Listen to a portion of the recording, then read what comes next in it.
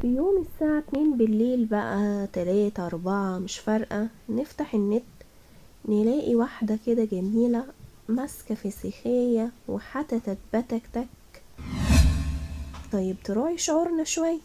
الست دي يا جماعة لأ، مش بتعمل دعاية للمحل الفسيخ بتاعها، لأ، دي بتعمل دعاية للفسيخة ذات نفسها. في يوم من الأيام كنت راجعة من الشغل، فحوار كده على بصمة الإمضاء، أنا بصمت ما بصمتش، قالولي عيدي البصمة تاني، مش مهم الكلام ده كله، المهم ان توقف بيا الزمن بعد ما خلصت الشغل ان في طبق فسيخ في البيت. فكل اللي بفكر فيه هو الفسيخية وطبق بطاطس كده يفصلك عن العالم كله ما فيه. بس انا حاسة ان انا ناسية حاجة. ناسية ايه؟ طبق البطاطس.